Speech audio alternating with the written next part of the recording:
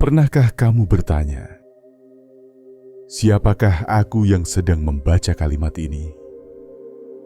Bukan nama, bukan tubuh, bukan pula pikiran yang silih berganti, melainkan sesuatu yang lebih halus, lebih dalam, dan hingga hari ini masih menjadi misteri terbesar dalam sains modern, kesadaran. Di balik detak jantungmu, di sela napas yang keluar masuk tanpa kamu perintah, ada sebuah medan sunyi yang selalu hadir. Ia menyaksikan segalanya, namun jarang disadari. Sains menyebutnya consciousness, kesadaran. Tapi semakin dalam para ilmuwan menyelaminya, semakin jelas satu hal. Kesadaran bukan sekadar produk otak, bukan hanya reaksi kimia atau impuls listrik. Ia seperti cahaya yang meminjam tubuh untuk melihat dunia. Bayangkan ini, miliaran neuron di otak saling berkomunikasi setiap detik. Namun dari aktivitas biologis itu, lahir pengalaman subjektif, rasa cinta, takut, kagum, dan makna hidup. Pertanyaannya, bagaimana sesuatu yang fisik bisa melahirkan pengalaman yang tak terlihat? Disinilah sains mulai menyentuh batasnya, dan misteri lama kembali berbisik. Dalam video ini, kita akan menyusuri kesadaran menurut sains, bukan dengan bahasa kaku buku teks, tetapi dengan pendekatan yang lebih dalam, menggabungkan temuan ilmiah, filsafat kuno, dan kebijaksanaan yang lama terpendam. Kita akan membahas bagaimana kesadaran dipahami oleh para ilmuwan modern, mengapa ia begitu sulit dijelaskan, dan mengapa sebagian pengetahuan tentangnya seakan disembunyikan oleh cara berpikir materialistik. Kita juga akan melihat bahwa sains tanpa disadari perlahan mendekati kebenaran yang sejak lama dibisikkan oleh tradisi kebijaksanaan timur dan para pemikir besar, bahwa kesadaran mungkin bukan hasil sampingan alam semesta, melainkan fondasinya. Video ini bukan sekadar untuk ditonton, tapi untuk dirasakan, untuk menggoyahkan asumsi lama dan membuka ruang kesadaran baru dalam dirimu. Jika kamu merasa topik seperti ini jarang dibahas secara jujur dan mendalam, dukung channel ini dengan berlangganan, tekan tombol like, dan bagikan video ini agar lebih banyak jiwa yang terbangun bisa ikut menyelami misteri ini bersama kita.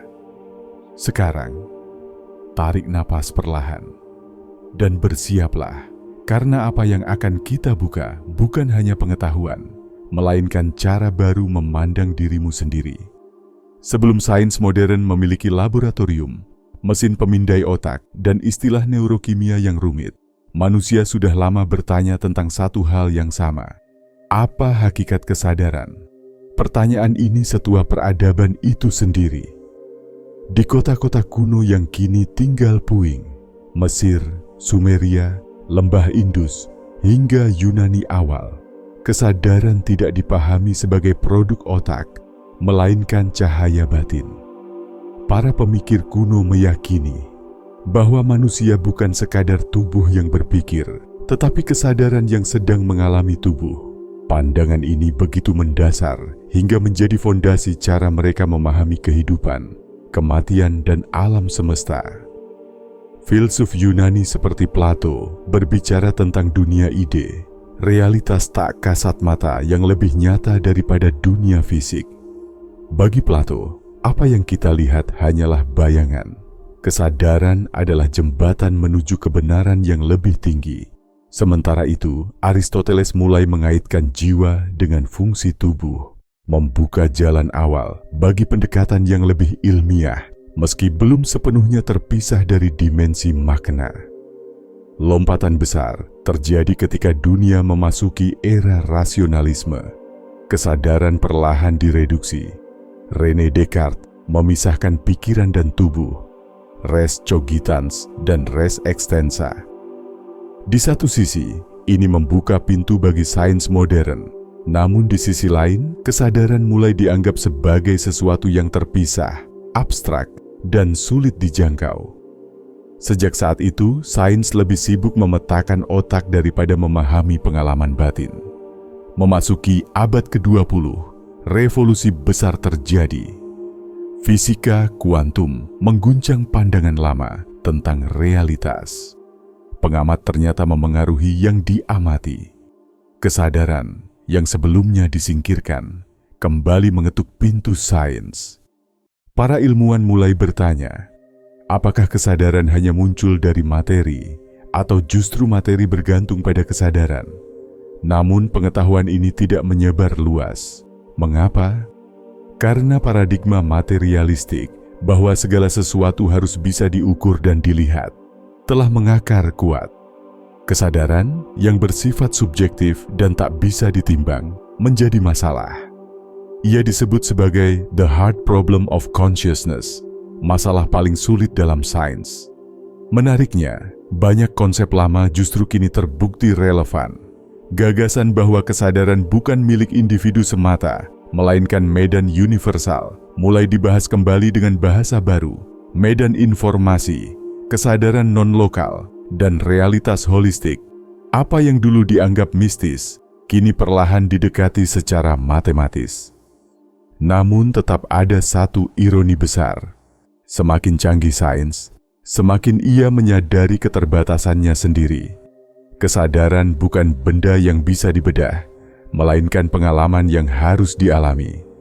Di titik inilah, pengetahuan tentang kesadaran sering disalahpahami, disederhanakan, atau bahkan diabaikan. Bukan karena ia tidak penting, melainkan karena ia terlalu mendasar.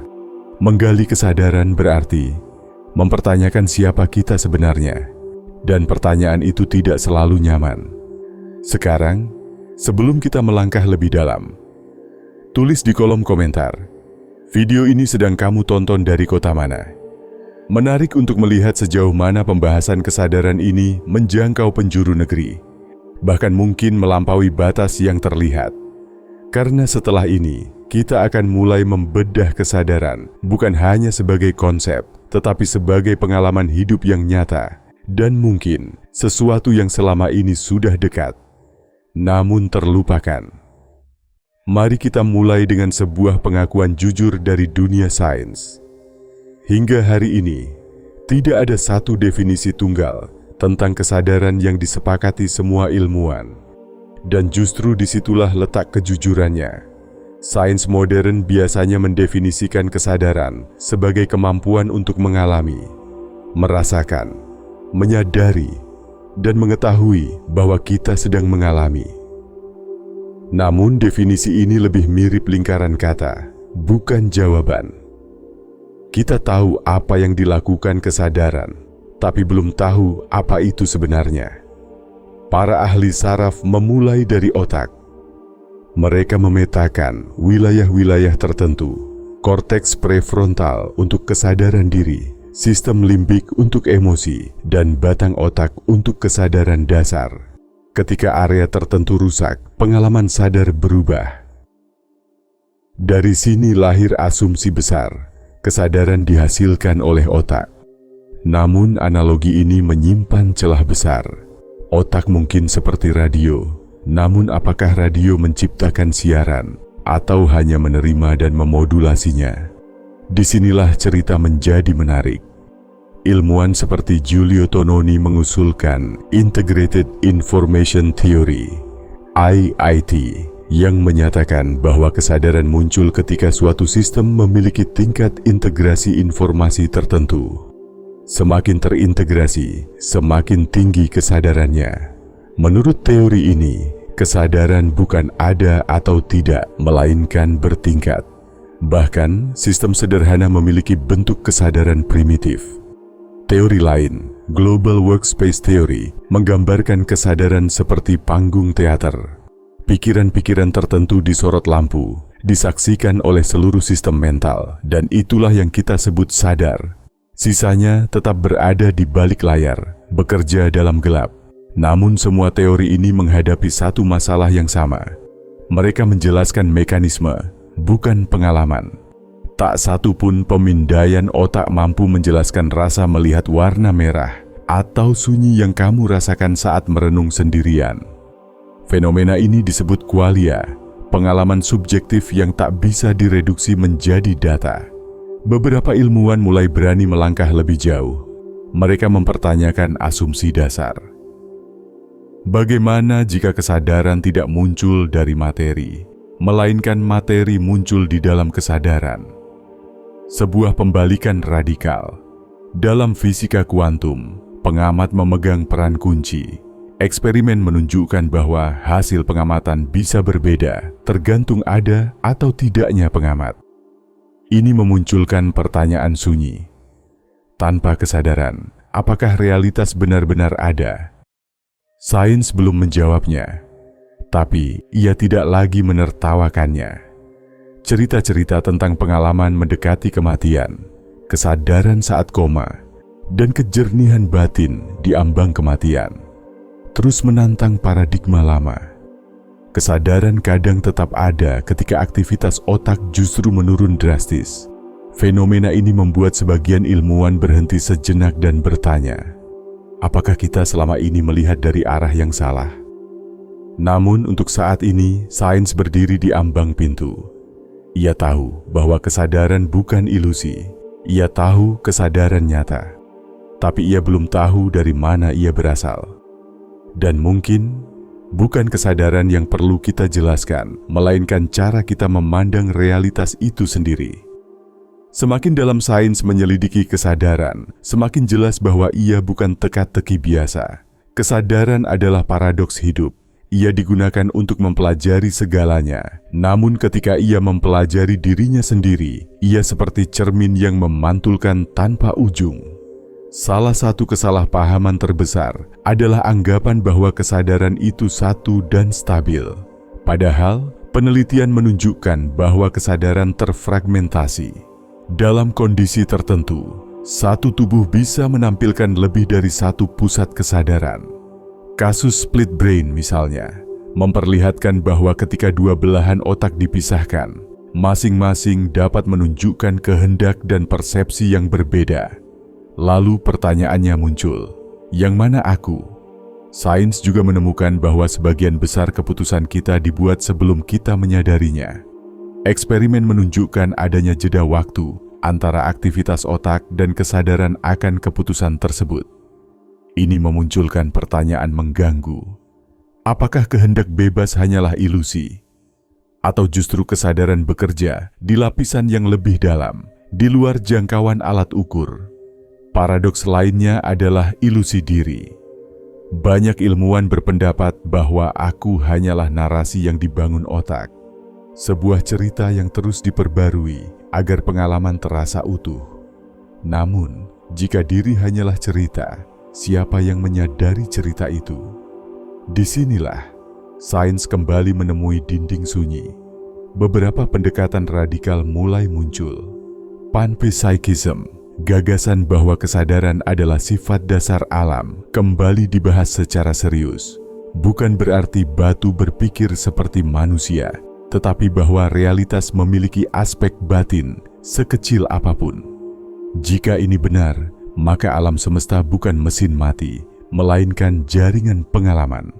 Fakta menarik lainnya, kesadaran tidak selalu sejalan dengan kecerdasan.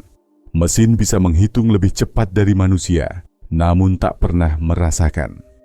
Ini menunjukkan bahwa kesadaran bukan sekadar kompleksitas, melainkan kualitas pengalaman. Sesuatu yang tidak bisa dipalsukan oleh algoritma. Sains juga mulai menyadari bahwa kesadaran bisa berubah bentuk. Dalam kondisi hening mendalam, fokus total, atau krisis ekstrem, batas diri bisa memudar. Orang melaporkan rasa keterhubungan yang luas, waktu seolah berhenti, dan identitas personal menghilang. Menariknya, pengalaman ini muncul lintas budaya dan zaman, meski dijelaskan dengan bahasa yang berbeda. Namun pengalaman-pengalaman ini sering dipinggirkan karena sulit diukur. Padahal, justru di sanalah petunjuk besar berada. Tidak semua yang nyata bisa ditimbang, dan tidak semua yang penting bisa direkam. Kesadaran tampaknya bukan objek. Ia adalah ruang tempat objek muncul. Ia bukan isi, melainkan wadah. Dan selama sains mencoba mencarinya sebagai benda, ia akan terus lolos dari genggaman. Di titik ini, kita mulai memahami satu hal penting. Kesadaran bukan sesuatu yang kita miliki, melainkan sesuatu yang kita hidupi.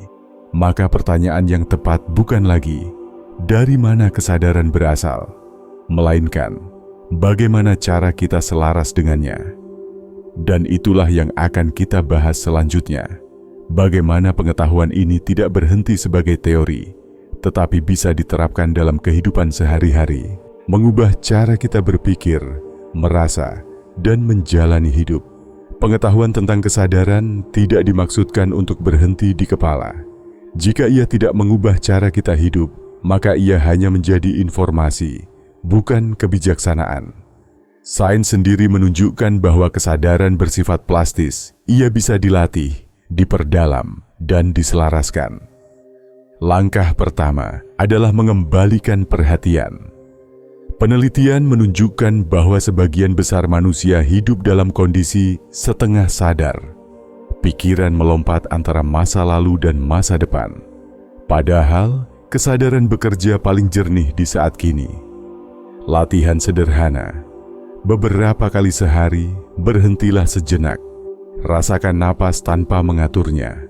Sadari sensasi tubuh tanpa menilai. Ini bukan meditasi rumit.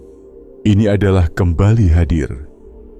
Langkah kedua adalah mengamati pikiran, bukan menjadi pikiran. Sains kognitif membuktikan bahwa pikiran muncul dan lenyap seperti gelombang. Ketika kamu menyadari pikiran sebagai objek yang diamati, jarak pun tercipta. Di jarak itulah kesadaran menampakkan dirinya. Emosi menjadi informasi, bukan penguasa. Langkah ketiga adalah melatih niat dan keheningan. Dalam keadaan hening, aktivitas otak tertentu justru menurun, sementara kejernihan meningkat. Banyak penelitian menunjukkan bahwa keheningan teratur meningkatkan fokus, empati, dan stabilitas emosi. Keheningan bukan kekosongan. Ia adalah ruang subur tempat kesadaran tumbuh. Langkah keempat adalah menyelaraskan tindakan dengan kesadaran. Kesadaran bukan hanya saat duduk diam. Ia hadir ketika kamu berbicara dengan jujur, bekerja dengan penuh perhatian, dan memilih respons alih-alih reaksi.